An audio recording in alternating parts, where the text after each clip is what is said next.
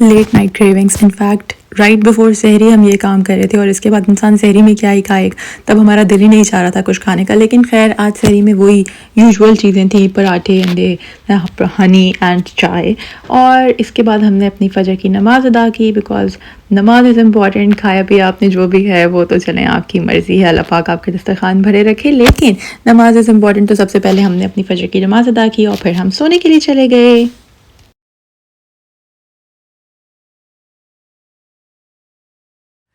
अस्सलाम वालेकुम गाइस, क्या हाल है आप सबका। Welcome to my channel, welcome to my blog, welcome to another very beautiful day. चौथा रोज़ा रमज़ान का सबको बहुत बहुत मुबारक हो। आई होप के तमाम लोगों के रोज़े बहुत बहुत अच्छे से गुजर रहे होंगे और अल्लाह पाक आपकी तमाम दुआएं और इबादतें कबूल कर रहे होंगे और ये रहमतों और बरकतों का महीना आप फुली इंजॉय कर रहे होंगे। तो जी आज हमारा है 4th रोज़ा इस रमज़ान का, लेकिन बहुत सारे लोगों का आई गेस 3rd रोज़ा होगा, क्योंकि बहुत सारे लोगों ने एक दिन बाद जो है रमज़ान स्टार्ट किया था, लाइक अपने अपने कंट्रीज़ के हिसाब से। किसी ने सऊदीया के हिसाब से फॉलो किया था, किसी ने किसी और जगह के हिसाब से फॉलो किया था, so according to that. Anyways guys, अगर अभी तक आपने मेरा चैनल सब्सक्राइब नहीं किया तो जल्दी से जाएं, चैनल को लाइक, सब्सक्राइब और वीडियो को शेयर करना आपने नहीं भूलना। बेल आइकन का बटन दबाना तो बहुत ही लाजमी है। तो ये सारे काम जल्दी से जाएं, करके आएँ, फिर हम आपसे मिलते हैं।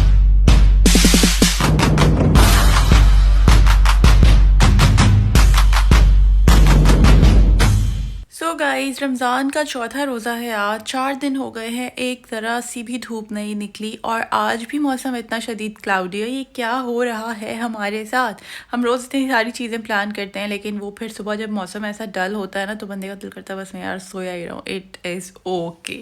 आज की सहरी was very simple. We just had normal जो सहरी रूटीन में पिछले 2-3 दिन से हो रही है। रोज़ जब सहरी का वक्त आता है तो हमें लगता है कि यार हमारा दिल ही नहीं चाह रहा ये पराठे खाने को, कुछ मसला हो गया, तो हमें कुछ और सोचना पड़ेगा सोल्यूशन। लेकिन क्या करें, that is the only staple food जो खा के बंदे को लगता है कि हाँ उसने बड़ी हैवी सहरी की है। तो खैर ये भी एक प्रॉब्लम है, लेकिन कुछ सोल्यूशन आइडेंटिफाई करना पड़ेगा। मगर सुबह के वक्त कुछ खास ज़्यादा खाने का भी इस दफ़ा दिल नहीं चाह रहा होता। एनीवेज गाइस, आज का दिन जो है वो हम आपके साथ गुजारेंगे। आज क्या बनेगा, आज क्या होगा, ये सब चीज़ें आपके साथ शेयर करेंगे। अभी हो जाता है ज़ोहर की नमाज़ का वक्त, जल्दी से मैं ज़ोहर की नमाज़ पढ़ूंगी, पहले मुँह हाथ धोऊंगी, फ्रेश होंगी, उसके बाद स्किन केयर करूँगी एंड देन जाके ज़ोहर की नमाज़ पढ़ूंगी। और ज़ोहर की नमाज़ पढ़ने के बाद today I have long plan. भाई मैं 2-3 दिन से सोच रही थी कि थोड़ी क्लीनिंग कर ली जाए, तो थोड़ी क्लीनिंग करेंगे। Box room is like really dirty, तो उसको जो है ना वो थोड़ा सा सॉर्ट आउट करना है, थोड़ी चीज़ें वीज़ें निकाल के, थोड़ा सा डीप क्लीन टाइप सीन है आज। So let's go guys. ये देखें, सब लोग खुद विटनेस करेंगे why I was mourning about the weather, because look at this. कोई मतलब पता ही नहीं चल रहा कि दोपहर का टाइम है, सुबह का टाइम है। अजीब फीलिंग आ रही है, जो है ना शाम शाम वाला माहौल बना हुआ है। ये आजकल जो मौसम है ना, ये कोई 3-4 दिन से सही बिहेव नहीं कर रहा है ये मौसम। भाई हमें मौसम के हवाले से कुछ एतराज़ है, तो मौसम जो है वो प्लीज़ उसको चाहिए कि वो जल्दी से दुरुस्त हो जाए। सो गाइस ये सीन है, इसलिए हम थोड़ा सा मौसम के बारे में अनॉयड बिहेव कर रहे हैं, बिकॉज वेदर जो है वो हमारी मर्ज़ी के हिसाब से नहीं चल रहा। चलें जी, बहुत हो गए खाने पकाने, आज शुरू करते हैं ज़रा सफाई प्रोग्राम। तो ये जो है इसको आप हार्ड सरफेस पे यानी कि रेगुलर फ्लोर पे और कारपेट दोनों पे यूज़ कर सकते हैं। तो पहले मैंने सबसे लाउंज क्लियर किया और उसके बाद बारी आई किचन की। किचन में ना टाइल्स के बीच में ये बहुत सारी चीज़ें फंस जाती हैं जो कि रेगुलर ब्रूम से, जो ब्रश या उससे होता है उससे नहीं निकलती।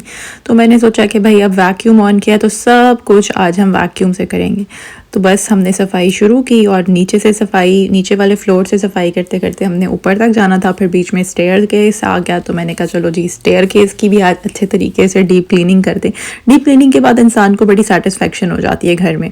और ये शू मैट जो है ना, इसकी भी बड़े अच्छे से सफाई हो जाती है, क्योंकि इसका भी मटेरियल ऐसा है हार्ड सा, लाइक इसके अंदर भी ये लाइन्स ही हैं, तो इस तरह नॉर्मल अगर आप इसको झाड़ें तो नहीं निकलती डस्ट, लेकिन इससे अच्छा हो जाता है। उसके बाद मैंने स्टेयर केस साफ़ किया, बाथरूम मैंने पहले ही वॉश कर दिया था सारा, तो बस अब फ्लोर के ऊपर से हमने करना था ज़रा वैक्यूम शैक्यूम, और उसके बाद फिर मॉप तो लग ही जाएगा। वैक्यूम से ये होता है कि जो भी, क्योंकि हेयर फॉल हमारा बहुत होता है, तो पूरे घर में सिर्फ बाल ही बाल गिरे होते हैं हर जगह, तो ये वैक्यूम जो है ना ये बड़ा इस मामले में बेस्ट है कि ये सारे बाल शाल खा जाता है।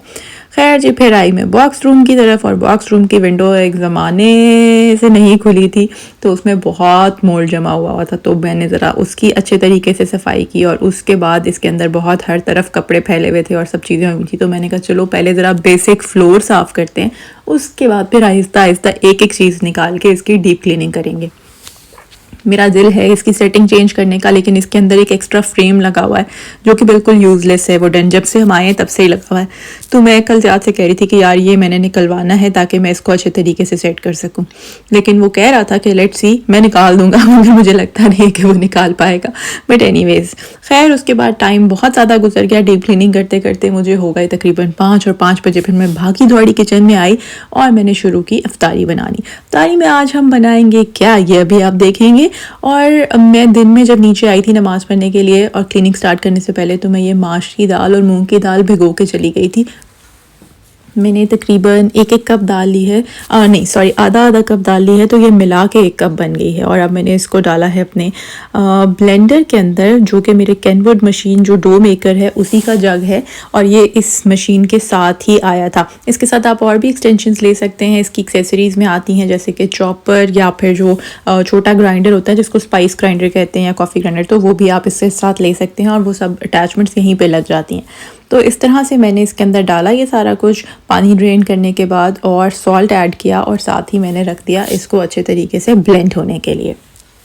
मीनवाइल मैंने कहा चलें जी कर लेते हैं अपनी चाट को असेंबल। तो यहाँ पे मैंने चने तो मैंने स्टोर बॉट लिए हैं बॉइल्ड, और अब इसके अंदर मैंने ये अनियन स्लाइस करके रखे थे, तो मैंने कहा चलो ये ऐड कर देते हैं। मैंने इस दफ़ा स्लाइस किए हुए अनियंस डाले हैं, वैसे छोटे बारीक काट के भी डाले जा सकते थे, लेकिन बस टाइम बड़ा शॉर्ट था तो मुझे लगा कि मैं ऐसे कर लेती हूँ। आपकी अपनी चॉइस होती है, वैसे तो हर वक्त आप कैसे भी कर सकते हैं, लेकिन आज मुझे यही ठीक लग रहा था। खैर मैंने इकट्ठे काट लिए थे, काफ़ी सारे स्लाइस के लिए थे, और टोमेटोज़ भी मैंने काफ़ी सारे इकट्ठे स्लाइस चॉप कर लिए थे। इनको मैंने चॉप किया, उनको मैंने स्लाइस किया। और ये जी पोटैटोज़ थे जिनको मैंने ऑलरेडी बॉईल कर लिया है हल्दी डाल के, इसलिए इनका रंग जो है वो इतना ज़्यादा डार्क येलो आ रहा है। और ये हमारा फ्रोज़न धनिया जो कि हमने बहुत मेहनत से धो के, सुखा के, काट के और फिर फ्रीज़ किया हुआ है, तो हमने कहा यार इसको इस्तेमाल करने का वक्त आ गया है। साथ ही मैंने डाला इसके अंदर थोड़ा सा इमली की चटनी, थोड़ी सी इमली की चटनी, थोड़ा सा इमली की चटनी कैसे हो सकती है मेरी बीना, बस क्या ही बात है, कभी कभी मैं भी क्या ही बोलती हूँ। खैर एनीवेज़ आगे बढ़ेंगे, और फिर मैंने इसके अंदर ऐड किया चाट मसाला। वैसे नॉर्मली लोग इसके अंदर जो मिर्चें और नमक होता है वो भी डालते हैं, लेकिन चाट मसाला डालने के बाद मुझे तो नहीं लगता कि नमक की आपको एक्स्ट्रा ज़रूरत है, वैसे भी इतना एक्स्ट्रा नमक खा के क्या करना ज़िंदगी में। साथ ही मैंने इसके अंदर ऐड किया lemon juice, because lemon juice से ज़िंदगी में बाहर आ जाती है, और इसी तरह आपके खाने में टेस्ट आ जाता है। तो लेमन जूस ऐड करने के बाद आपने इसको पूरी जान लगा के अच्छे तरीके से मिक्स कर देना है, ताकि सारी चीज़ें मिक्स हो जाएं। अभी ये सारी चीज़ें अलग अलग इसलिए नज़र आ रही हैं बिकॉज ज़ाहिर है मैंने इसमें दही ऐड नहीं किया, क्योंकि मेरा अलग से दही भल्ले बनाने का प्लान है। तो अगर मैं इसमें भी दही ऐड कर दूंगी तो फिर वो सब कुछ सेम हो जाएगा। मीनवाइल जो बैटर हमने बना के रखा था दालों का, उसके अंदर डालेंगे अब हम सोडा, क्योंकि सॉल्ट हम ऑलरेडी ऐड कर चुके हैं, और ये तकरीबन 1 कप का मैंने बनाया था।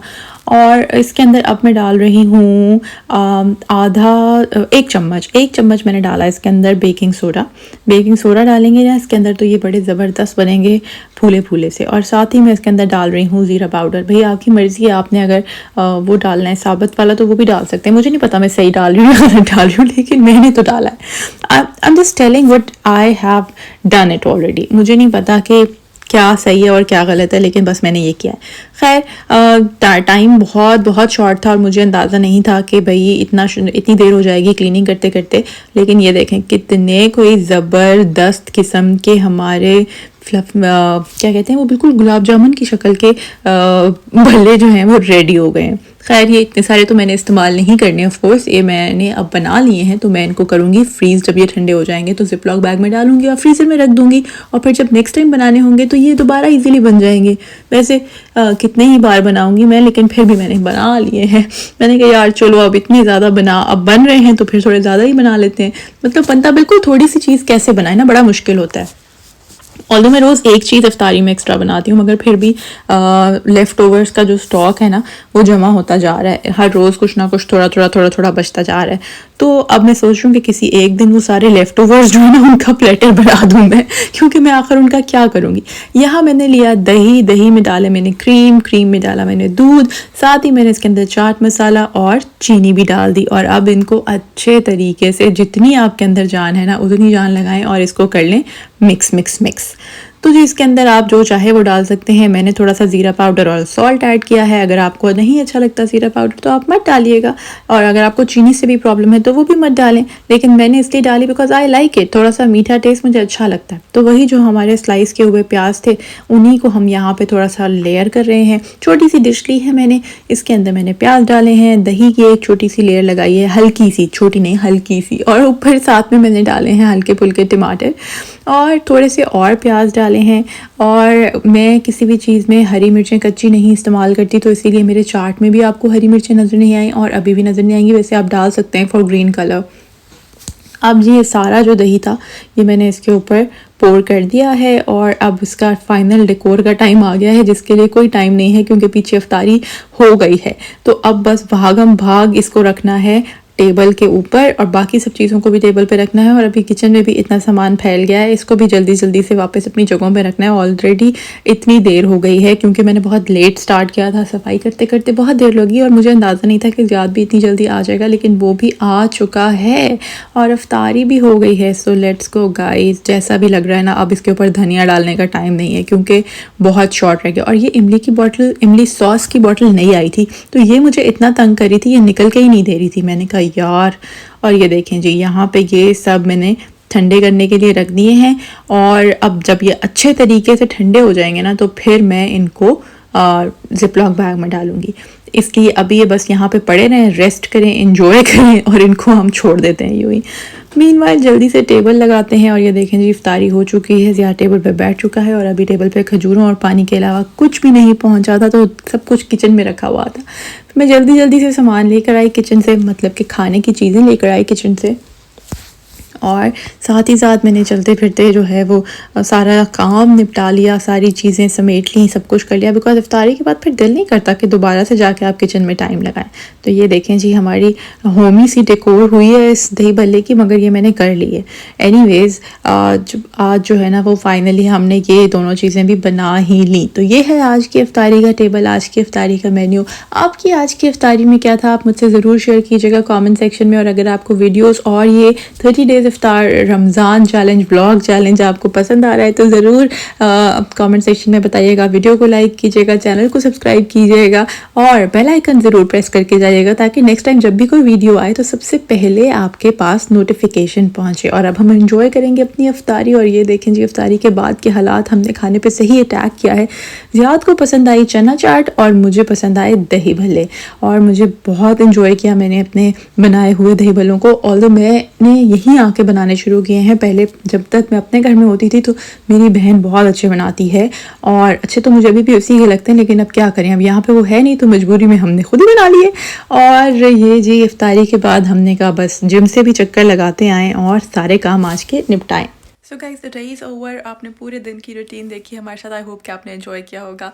और इस वक्त जो है वो नाइट स्किन केयर करने के बाद I am enjoying my skin, और इसी के साथ आज के ब्लॉग से करेंगे आपको खुदा हाफिज़, because we have spend the whole day together. और अब जो है वो इंशाल्लाह कल मुलाकात होगी एक नए दिन में, एक नए ब्लॉग में, कुछ नई चीज़ों के साथ, कुछ नई रेसिपीज़ के साथ, कुछ नई रूटीन के साथ। So stay tuned, keep watching, take care, bye bye.